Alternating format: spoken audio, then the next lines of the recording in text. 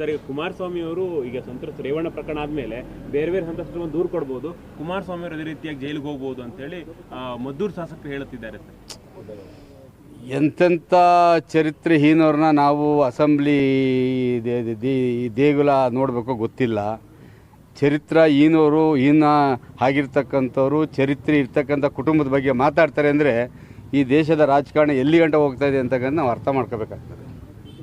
ಆಯ್ತಪ್ಪ, ನಾವು ಸಾಚಲ್ಲ, ನೀನು ಸಾಚನಾ? ನೀನು ಸಾಚೇನಪ್ಪ? ನೀನು ವೃತ್ತಿ ಏನಿತ್ತಪ್ಪ?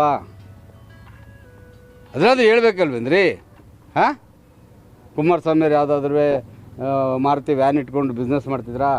ಅವೆಲ್ಲ ಹೇಳ್ಬೇಕಾಗ್ತದೆ. ಇಂಥ ಚರಿತ್ರೆಹೀನವ್ರ ಬಗ್ಗೆ ನಮ್ಮಂಥವ್ರನ್ನ ಕೇಳಲೇಬೇಡಿ. ನಮಗಿದು ಭಾಳ ಪಾಪ ಬರ್ತದೆ ನಮ್ಗೆ ಅವ್ರ ಬಗ್ಗೆ ಮಾತಾಡಿ. ಎಂತೆಂಥ ಚರಿತ್ರೆಹೀನವ್ರನ್ನ ನಾವು ಅಸೆಂಬ್ಲಿ ದೇಗುಲ ನೋಡಬೇಕು ಗೊತ್ತಿಲ್ಲ. ಚರಿತ್ರಹೀನವರು ಆಗಿರ್ತಕ್ಕಂಥವ್ರು, ಚರಿತ್ರೆ ಇರ್ತಕ್ಕಂಥ ಕುಟುಂಬದ ಬಗ್ಗೆ ಮಾತಾಡ್ತಾರೆ ಅಂದರೆ ಈ ದೇಶದ ರಾಜಕಾರಣ ಎಲ್ಲಿ ಗಂಟ ಹೋಗ್ತಾ ಇದೆ ಅಂತಕ್ಕಂಥ ನಾವು ಅರ್ಥ ಮಾಡ್ಕೋಬೇಕಾಗ್ತದೆ. ಆಯ್ತಪ್ಪ, ನಾವು ಸಾಚಲ್ಲ, ನೀನು ಸಾಚನಾ? ನೀನು ಸಾಚೇನಪ್ಪ? ನೀನು ವೃತ್ತಿ ಏನಿತ್ತಪ್ಪ? ಅದರಾದ್ರೂ ಹೇಳ್ಬೇಕಲ್ವೇನ್ರಿ? ಹಾಂ, ಕುಮಾರಸ್ವಾಮಿ ಅವ್ರು ಯಾವುದಾದ್ರೂ ಮಾರುತಿ ವ್ಯಾನ್ ಇಟ್ಕೊಂಡು ಬಿಸ್ನೆಸ್ ಮಾಡ್ತಿದ್ರಾ? ಅವೆಲ್ಲ ಹೇಳ್ಬೇಕಾಗ್ತದೆ. ಇಂಥ ಚರಿತ್ರೆಹೀನವ್ರ ಬಗ್ಗೆ ನಮ್ಮಂಥವ್ರನ್ನ ಕೇಳಲೇಬೇಡಿ. ನಮಗಿದು ಭಾಳ ಪಾಪ ಬರ್ತದೆ ನಮ್ಗೆ ಅವ್ರ ಬಗ್ಗೆ ಮಾತಾಡಿ.